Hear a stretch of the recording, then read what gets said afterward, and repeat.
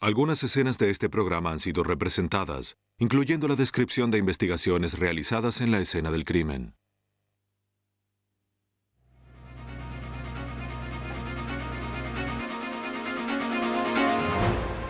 La policía descubrió un cuerpo congelado en el desierto de Arizona.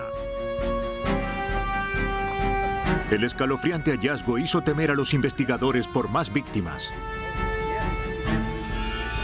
Una pequeña ciudad, un brutal asesinato y un homicida que puede estar en cualquier parte. Cuando todas las pistas se agotan, los investigadores se concentran en la imagen difusa de una cámara de vigilancia.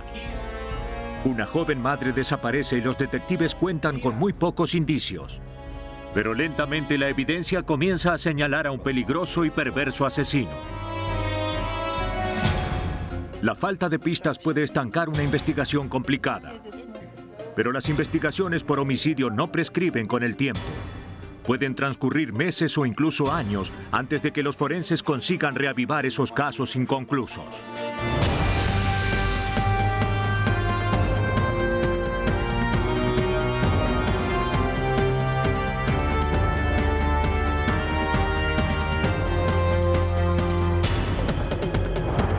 Los nuevos detectives. Casos estudiados por la ciencia forense.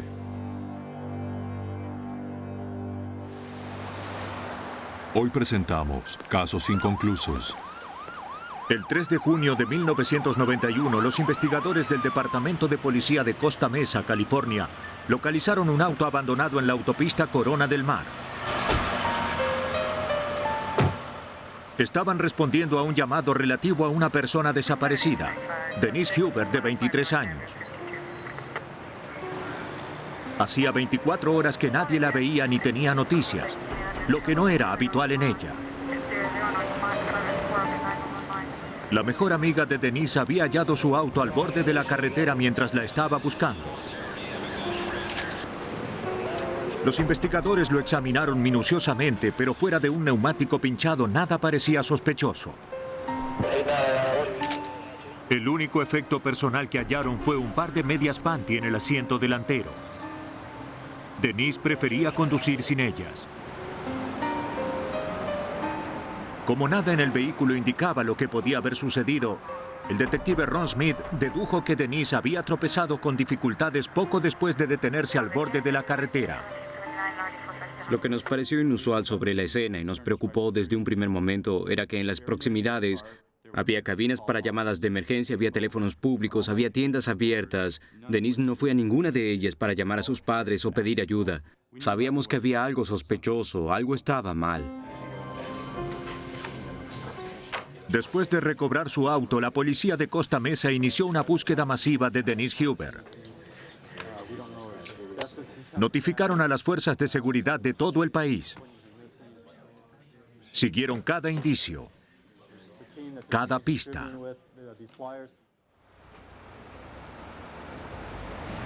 Los amigos de Denise y su familia pegaron fotografías suyas y se presentaron en los programas televisivos solicitando información. A medida que transcurrían los meses y los años, las probabilidades se agotaban. Pero la policía mantuvo el caso de Denise abierto y tan activo como podía. Cada día haríamos algo con el caso de Denise Huber. Revisaríamos viejas pistas, viejos informes, observaríamos una vez más las fotografías. Nunca nos dimos por vencidos, aunque no tuvimos nada bueno para trabajar. Después de 3 años, nadie podía explicarle a su afligida familia y a sus amigos qué había sucedido con ella. Simplemente Denise Huber había desaparecido. Mientras tanto, a más de 500 kilómetros, en Prescott Valley, Arizona, las autoridades se enfrentaron a un misterio propio. El 9 de julio de 1994, una mujer fue a comprar pintura a la casa de un hombre que conoció en una feria de compra-venta. ¡Hola! Mientras lo esperaba, observó un camión de mudanza cerrado con candado y latas de pintura y químicos en el jardín. Pensó que no era propio de un vecindario respetable y se preguntó si no estaría infringiendo alguna ley. Al resultarle sospechoso, llamó a un amigo que trabajaba para la policía. Su amigo pensó que podía tratarse de un laboratorio de drogas clandestino, de los que la policía descubre en los lugares más inusitados. Envió a investigadores del Departamento de Policía del Condado de Yavapai para que verificaran el lugar. El camión de mudanzas con matrícula de California parecía que no había sido movido en meses. Los cables de electricidad que salían de su interior y las latas de pintura a su alrededor reforzaban la idea de que podía tratarse de un laboratorio de drogas móvil.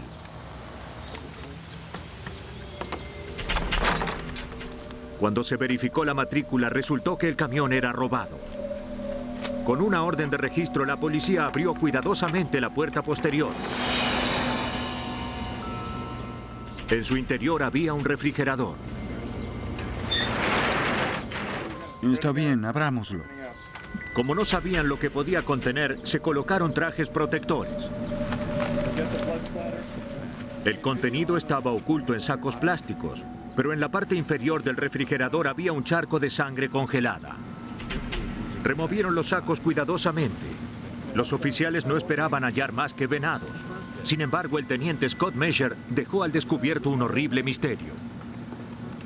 Inicialmente, cuando abrimos los sacos negros y pudimos afirmar que teníamos un humano, un cuerpo humano congelado, con las muñecas esposadas en la espalda, en medio del hielo, bien, era algo muy serio.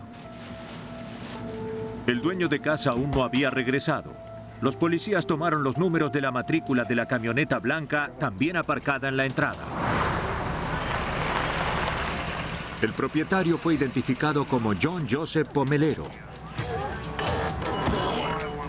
Al cabo de una hora, Pomelero y su madre llegaron a la casa. Tengo una orden de arresto.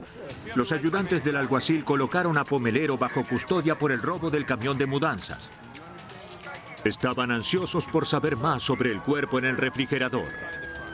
La señora Pomelero, que vivía en la casa vecina, le dijo a los detectives que su hijo era pintor de casas, lo que explicaba las latas de pintura. Declaró que el camión había estado estacionado allí por espacio de 2 meses. No sabía nada sobre el refrigerador o su contenido, excepto que un día en el que la energía eléctrica había sido cortada en casa de John, este le pidió llevar un cable de su casa al camión. En la estación de policía, Pomelero fue cortés, pero no cooperó. Se negó a responder cualquier pregunta y pidió la presencia de su abogado. ¿Entiende lo que le digo? ¿Colaborará con nosotros? Sin cooperación alguna por parte de su sospechoso, los investigadores tendrían que depender de la evidencia física de la escena para identificar el cuerpo del refrigerador y averiguar cómo había llegado hasta allí. Pomelero fue acusado de homicidio. Habrá que filmar el cuarto tal como está. Al día siguiente, con una orden de registro, los investigadores ingresaron a la casa de Pomelero esperando hallar información sobre el cuerpo hallado en el refrigerador. Dada su condición de congelamiento, ni siquiera era posible discernir el sexo de la víctima. Toma esas cosas sobre la silla. La casa de Pomelero estaba abarrotada de cosas. Era la casa de un hombre que nunca se deshace de nada.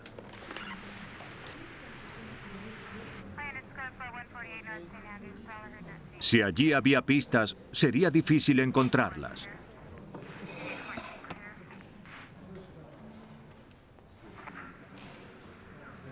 Después de más de 2 semanas de búsqueda, los investigadores hallaron varias pistas prometedoras. La primera fue un juego de llaves de esposas que coincidían con las esposas de la víctima.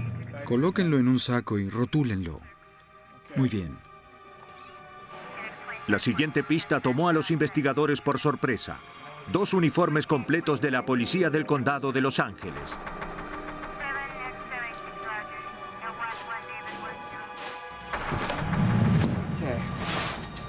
En la cochera, los agentes hallaron 2 cajas con la inscripción Navidad, pero no se trataba de nada feliz. En su interior, los oficiales hallaron ropas de mujer manchadas con sangre. un martillo ensangrentado y un removedor de clavos. También hallaron un par de zapatos con marcas en el talón, como si la mujer que los usaba hubiese sido arrastrada. Trae un par de sacos aquí. Haz una toma del martillo. Y eso no era todo.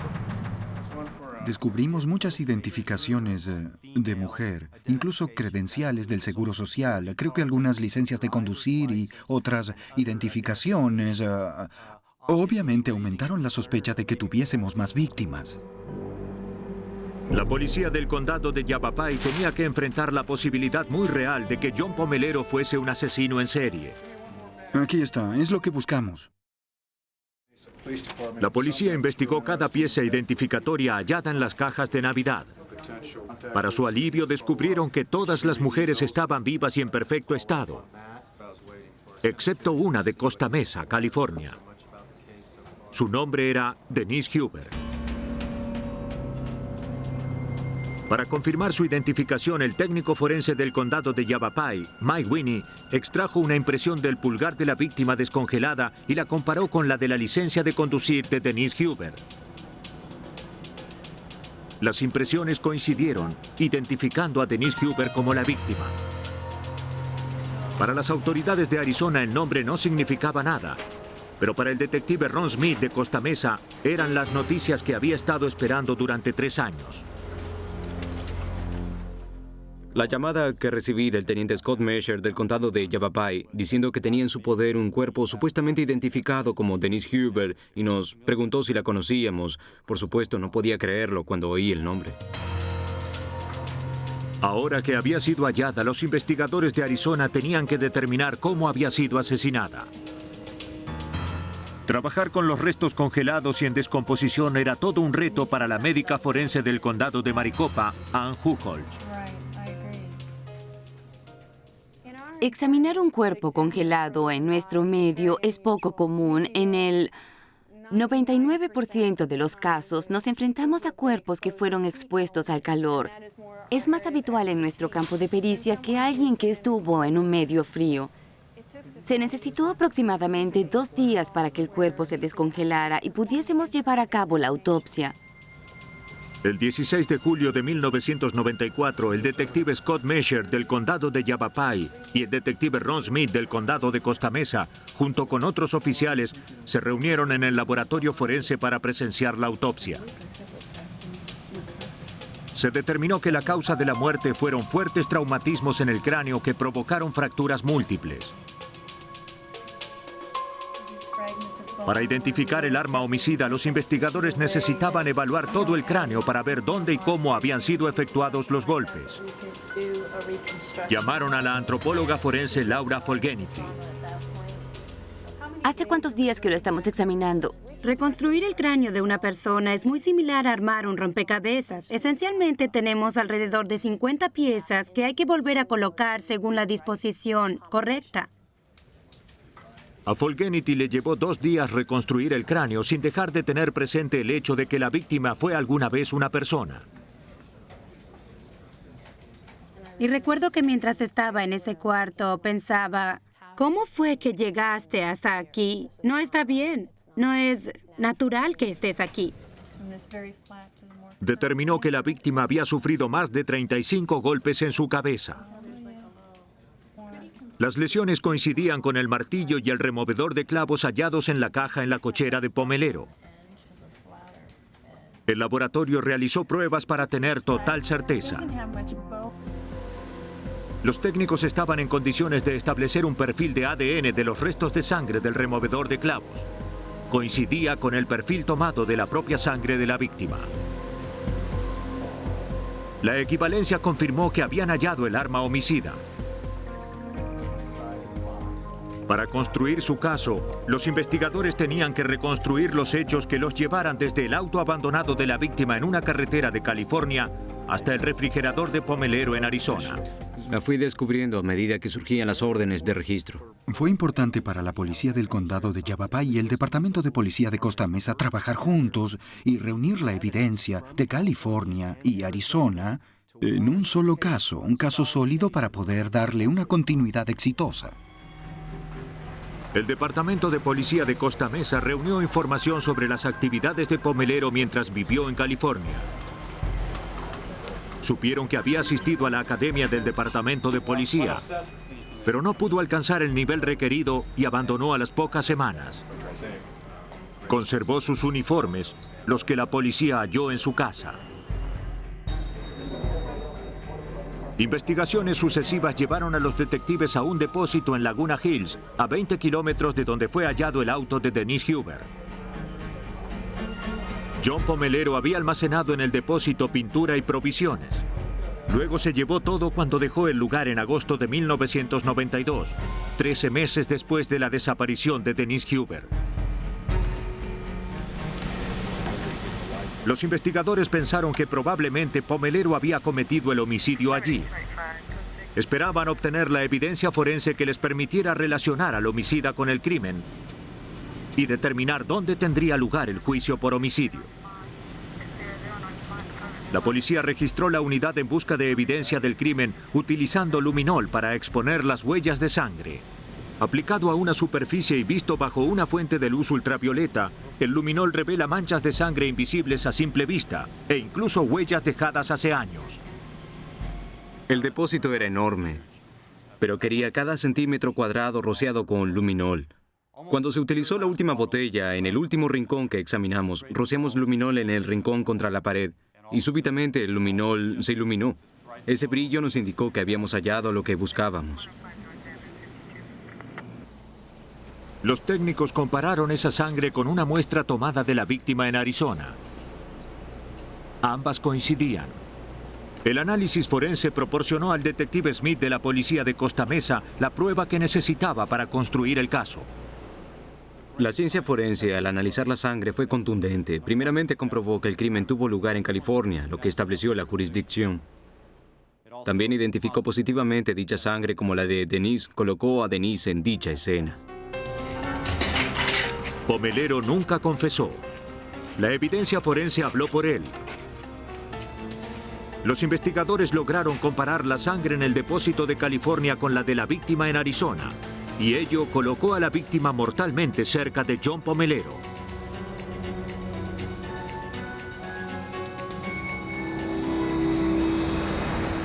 Las autoridades creen que Huber estacionó al borde de la carretera por el neumático pinchado.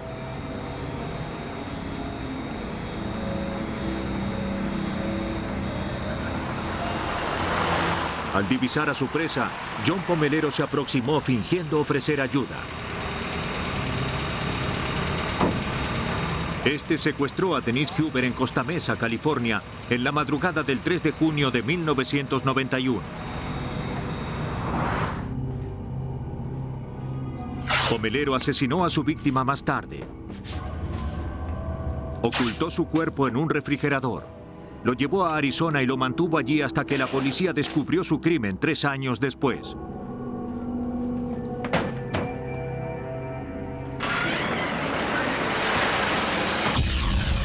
John Pomelero fue sentenciado a muerte. Espera su ejecución en California. Pomelero ocultó su crimen manteniendo el cuerpo cerca de él. Otros asesinos no son tan disimulados, pero pueden ser igualmente elusivos.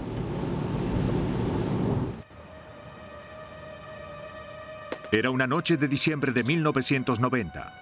Peggy Phillips se preguntaba por qué su esposo Dean demoraba tanto en cerrar la lavandería que poseía en Ozona, Texas.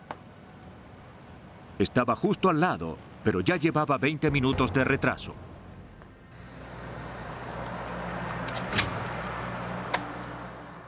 ¿Dean?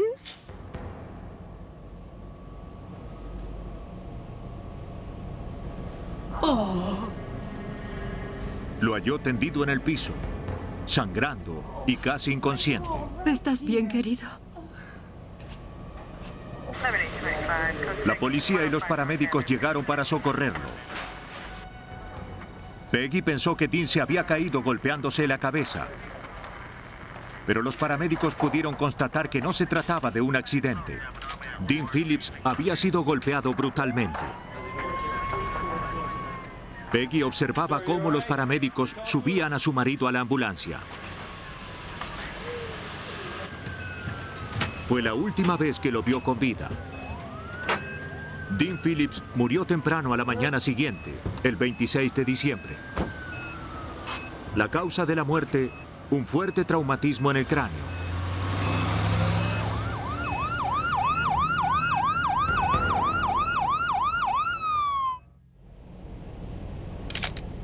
Los investigadores determinaron que Phillips había interrumpido un robo y había pagado caro por ello. Hallaron una sola pista contundente, una única impresión dactilar en una caja de monedas dejada en el piso. Enviaron la impresión al Departamento de Seguridad Pública de Texas. Al igual que la policía de cualquier ciudad pequeña de Texas, la policía de Ozona depende del laboratorio criminal del Departamento de Seguridad Pública para obtener servicios forenses.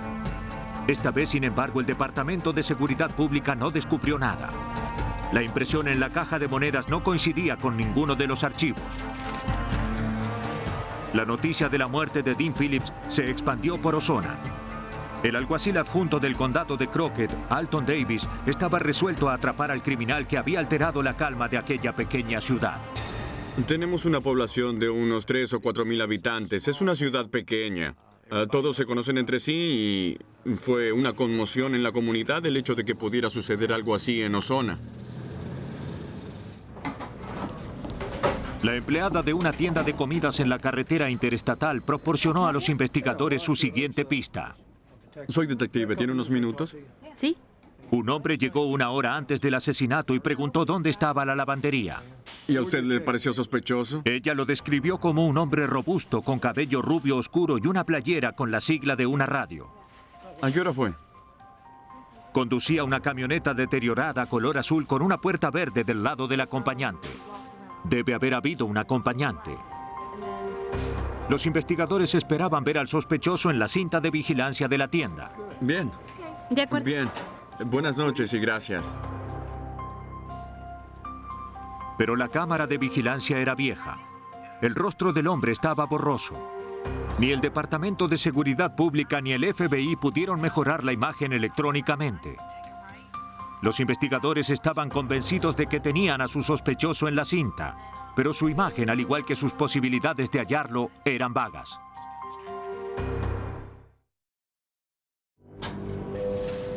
¿Cómo está? Mientras proseguía la investigación por el asesinato de Dean Phillips, testigos informaban haber visto una camioneta color azul desconocida en la ciudad la noche del asesinato. Algunos creían haber visto a 2 personas en su interior. El alguacil Alton Davis suponía que el homicida de Phillips era solo un forastero de paso por la ciudad.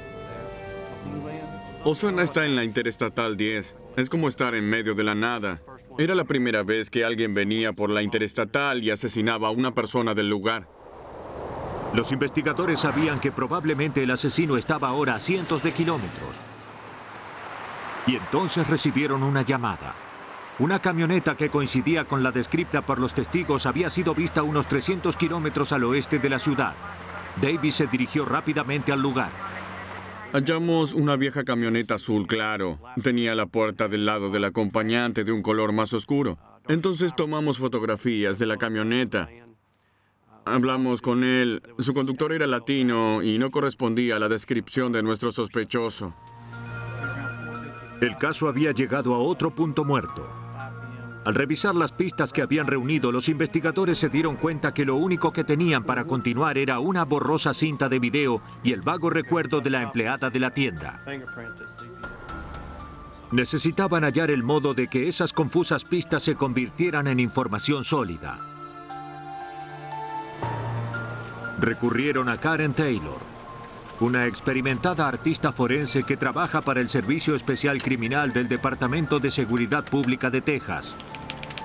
Taylor trabajaba con la policía de Ozona en los casos de desaparición de personas. Era una pionera en el arte forense y en las reconstrucciones faciales, convirtiendo descripciones vagas de testigos en rostros reconocibles de sospechosos de crímenes.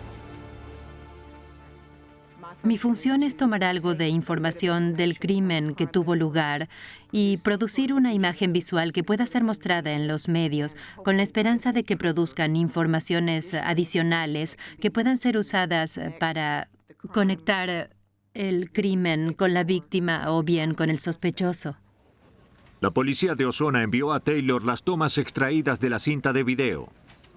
Pero luego de evaluar las fotos en blanco y negro, no estaba segura de poder ayudar. Entonces revisé dichas tomas para ver qué podía determinar con respecto al rostro. Estaba muy borroso, la calidad era bastante pobre. Pude apreciar que no había muchas probabilidades de mejorar la imagen electrónicamente. Probablemente no sería más que un boceto realizado sobre la base de lo que podíamos ver. Después de mis años de experiencia, comienzo a creer que lo más importante que un artista forense tiene que percibir de un rostro para que pueda ser reconocido son las proporciones exactas.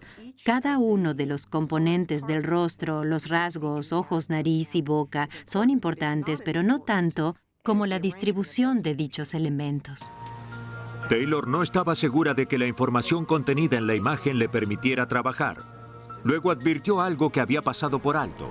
La empleada de la tienda había estado hablando con el sospechoso frente a frente.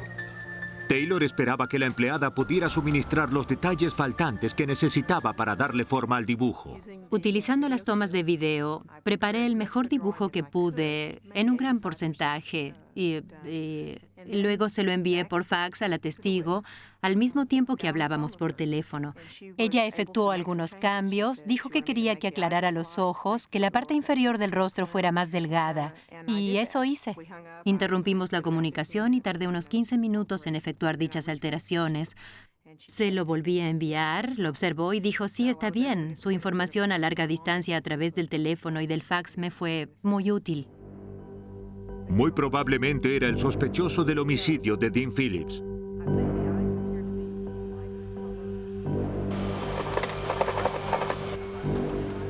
La oficina del alguacil del condado de Crockett preparó una circular sobre el crimen. El dibujo del rostro del sospechoso efectuado por Karen Taylor estaba circulando por todo el condado y por cada estación de radio a fin de que alguien pudiera reconocer la sigla en la playera del sospechoso.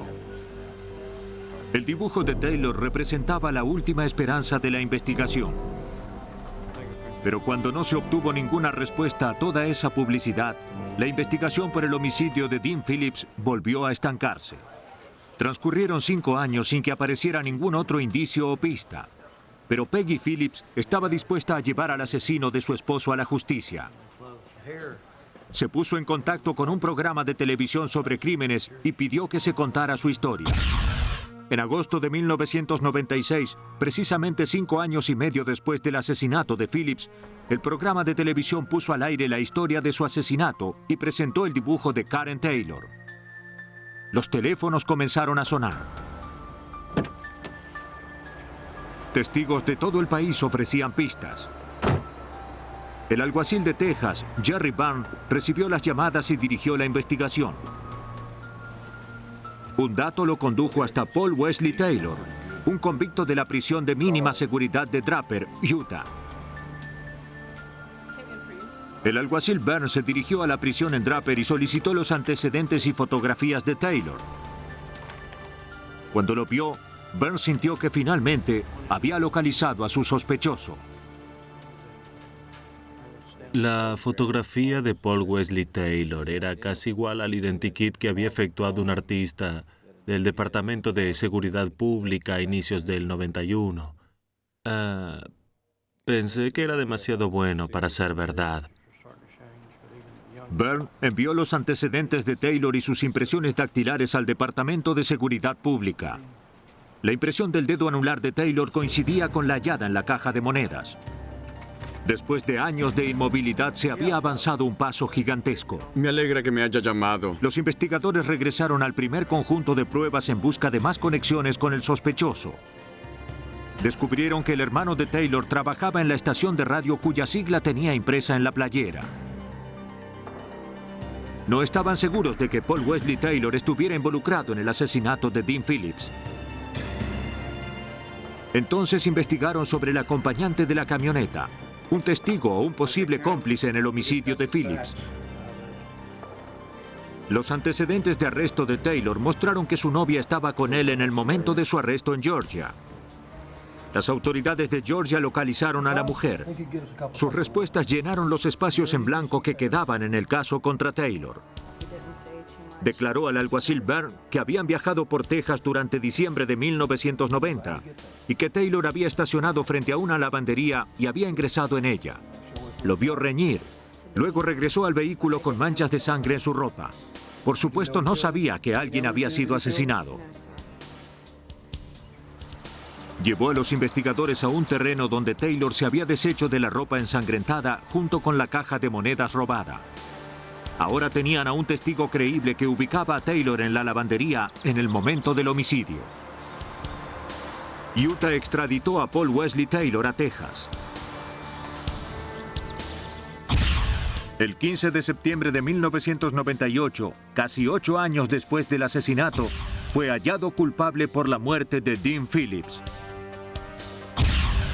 El 21 de septiembre fue condenado a cadena perpetua.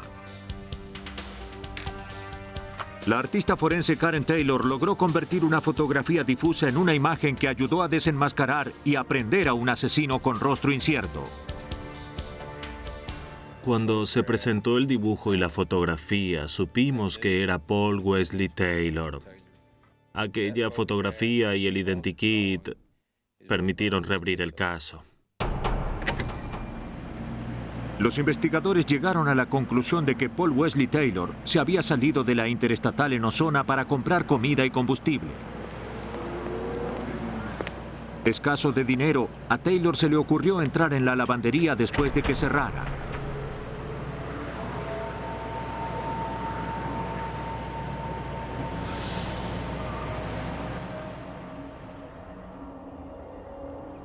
Dean Phillips estaba en el lugar equivocado en el momento equivocado. En otros casos, la tragedia está acechando a sus víctimas. 16 de agosto de 1989, Joe Gilbreth terminó de trabajar y retornó a su casa en Villanow, Georgia. Pensaba pasar la velada con su pequeña hija Amber y su esposa Nikia.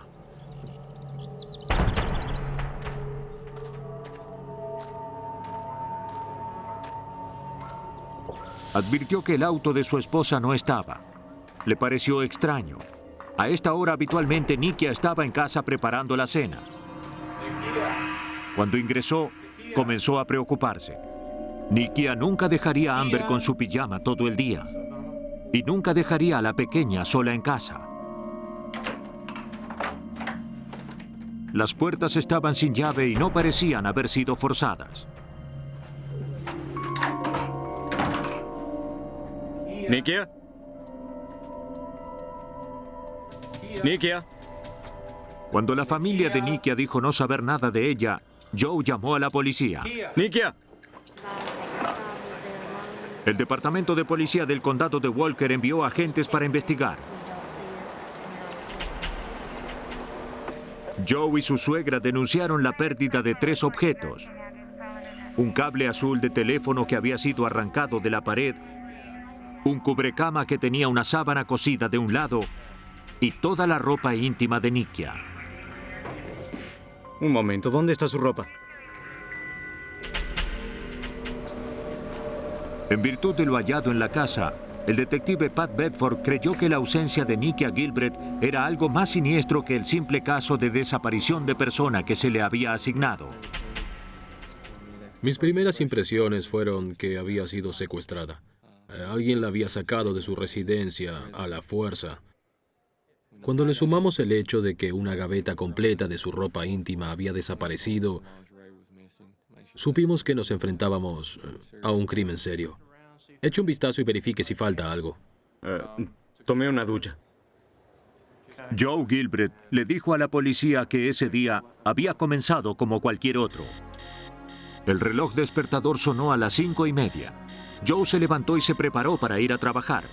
Nikia se quedó en la cama y alrededor de las 6 de la mañana la casa estaba tranquila. Joe y el bebé fueron los últimos que vieron a Nikia. Una patrulla permaneció estacionada en la casa por si ella regresaba, pero Nikia nunca retornó a casa.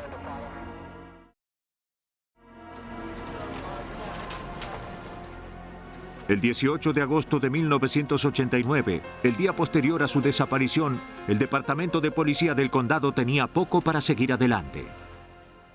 Teníamos una tragedia allí, teníamos un problema. Al principio no había ninguna buena pista para seguir. Ni su auto ni ella habían sido localizados. No surgió ningún indicio de que hubiese hablado con los vecinos. Hasta ese momento no teníamos nada. Pero eso pronto cambió cuando la madre de Nikia halló el auto abandonado de su hija en un camino boscoso a 800 metros de la casa de los Gilbreth.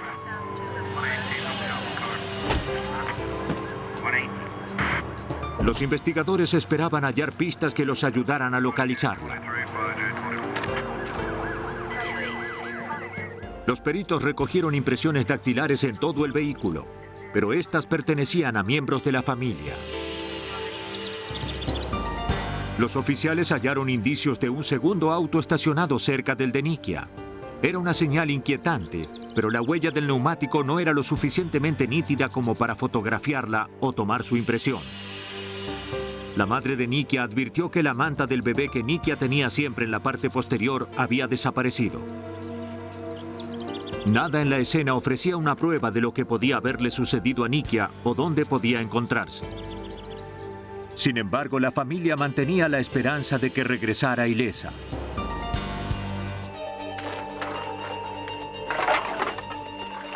Dos días después, un joven que recogía latas vacías al borde de la carretera realizó un crucial y horrendo descubrimiento.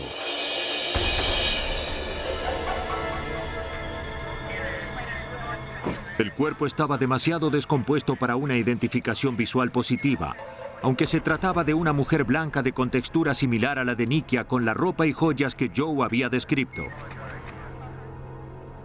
Los registros dentales confirmaron lo que todos temían. La autopsia determinó que Nikia había muerto por asfixia. El examen también reveló marcas alrededor de sus muñecas y tobillos, marcas que pudieron haber sido hechas con el cable del teléfono. Pero no había otra evidencia forense significativa. No había ni cabellos ni fibras. No había huellas dactilares en el cuerpo, nada que señalara cuál era el siguiente paso en la investigación. Los investigadores consideraron un número de sospechosos, pero ninguno de ellos resultó. Las pistas se evaporaban. El caso se estancaba. Desgraciadamente, nuestro caso no tenía rumbo, no teníamos buenas pistas ni sospechosos. No se obtuvo ningún dato, investigamos calle por calle, auto por auto, casa por casa, puerta por puerta. Registramos la zona a fondo y realmente no pudimos localizar nada que nos ayudara. Transcurrieron muchos meses sin que pudiésemos avanzar en la resolución de este caso. No podíamos dejar pasar algo así. Teníamos que ser capaces de resolver este caso. 4 meses después de que Nikia Gilbreth desapareciera, los investigadores supieron de un caso similar en el vecino condado de Gordon. Una mujer joven había sido secuestrada por un desconocido mientras su hijo dormía. Durante 14 horas la forzó a que modelara ropa interior y la violó repetidas veces. Luego la llevó de regreso a su casa. Antes de que la policía pudiera identificar al atacante de la mujer, el caso dio un extraño vuelco. La investigación por el homicidio de Nikia Gilbreth los condujo a un caso similar por el secuestro de una mujer. La conexión era débil, pero era su única pista. 2 días después del ataque, el padre de la mujer informó a la policía haber visto a un hombre extraño que dejó un árbol de Navidad en su casa.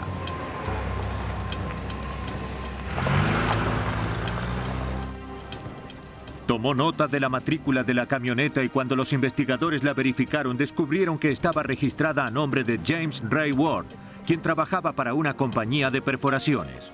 La mujer identificó la fotografía de Ward. Recordó que mientras estuvo cautiva, mencionó a su atacante que no había podido comprarle a su hijo un árbol de Navidad. Los oficiales pusieron a Ward bajo custodia poco tiempo después. Ward fue hallado culpable de violación y condenado a 20 años de prisión. Cuando se estaba investigando su paradero, con anterioridad a su arresto, la policía descubrió que un año antes había cavado un pozo en casa de los Gilbreth. Luego regresó a revisarlo en julio de 1989, justo un mes antes de que Nikia fuera asesinada. El empleador de Ward dijo que los excavadores nunca eran enviados a revisar los pozos. Ward había actuado por su cuenta. Las semejanzas entre el secuestro de su víctima de violación y el rapto de Nikia Gilbreth suministró a la policía su única pista. Cuando los oficiales registraron la casa que Ward compartía con su esposa e hijos, hallaron un escondite con ropa interior que no pertenecía a la señora Ward. Los detectives hallaron también un recibo por la excavación de un pozo efectuado en casa de los Gilbreth. Pero era mucho más que un recibo. Tenía direcciones, el nombre de la calle, el kilometraje que me conducía directo a la residencia de los Gilbreth, la descripción de la víctima. Había escrito allí su descripción, incluso la edad de la hija que tenía la víctima. Entonces tuvimos nuestra primera conexión directa del homicidio con un sospechoso. Los investigadores hallaron también los objetos que habían desaparecido de la casa de los Gilbreth. La parte inferior de un traje de baño, una manta de bebé, un cubrecama y un cable azul de teléfono. Lleven el cable de teléfono. A fin de construir un caso más fuerte contra Ward, los investigadores necesitaban probar premeditación. Obtuvieron la declaración que Ward escribió con respecto al secuestro por el que había sido declarado culpable. Quisieron comparar esa muestra de caligrafía con las notas incriminatorias efectuadas en el recibo de los Gilbreth hallado en su casa. La experta calígrafa Karen Scott efectuó el análisis. Una comparación de escritura es básicamente una comparación minuciosa. Se buscan características en la caligrafía de un documento para ver si se puede hallar lo mismo en el otro. Busco cosas tales como la posición de las letras en el papel, su forma, su espaciado. Por ejemplo, aquí, la F es muy corta en su parte inferior. La D en diferentes palabras está escrita de forma opuesta como se le enseña a la gente. La raya primero y luego la parte redonda. Ese es un rasgo característico de la caligrafía de esta persona. No es así como se nos enseña a hacerlo. Después de comparar la nota con la caligrafía de Ward, Scott llegó a la conclusión de que ambos documentos habían sido escritos por la misma persona. Los investigadores examinaron luego el cubrecama, la manta y la parte inferior del traje de baño hallados en la casa de Ward. La madre de Nikia proporcionó la parte superior faltante que halló en casa de los Gilbreth. Dado que miles de trajes de baño idénticos son fabricados y vendidos, la fiscalía tenía que probar que la parte inferior hallada en casa de Ward y la superior hallada en casa de Gilbreth correspondían al mismo traje de baño. Para efectuar la evaluación, el laboratorio tenía que comparar el nivel de desgaste de las fibras en ambas partes del traje. Llegaron a la conclusión de que la parte inferior correspondía a la superior. El traje pertenecía a Nikia Gilbreth. Los investigadores se ocuparon de los otros dos objetos, el cubrecama y la manta de bebé. Aún antes de examinarlos con el microscopio, la técnica forense Terry Santamaría reconoció su importancia. Sabía que ese tipo de cubrecamas no salía de fábrica con una sábana cosida en su interior, por lo que supe que el objeto había sido alterado por alguien. Después de determinar esto, examiné la manta de bebé. Cuando tomé la manta de bebé, advertí de inmediato que estaba hecha a mano. Santamaría llamó al detective Bedford. Estos dos elementos, el cubrecama y la manta, eran absolutamente únicos, exclusivos. Eran un vínculo directo entre la casa del sospechoso y la víctima. Esta evidencia completaba el caso contra James Ray Ward. En el juicio contra Ward, la suegra de Nikia declaró que había cosido la sábana al cubrecama para cubrir las asperezas de la tela y que había cosido la manta de bebé para su nieta. La única forma de que hubieran podido estar en posesión de Ward era que éste se hubiese introducido en la casa de los Gilbreth y en el auto de Nikia y los hubiera tomado. Ward nunca confesó. Pero sobre la base de la evidencia, los investigadores lograron reconstruir el homicidio. En la mañana del 17 de agosto, Ward vio que Joe Gilbreth salía para ir a trabajar. Cuando vio que era seguro, ingresó en casa de los Gilbreth y raptó a Nikia. Creo que arrancó los cables de teléfono de la pared.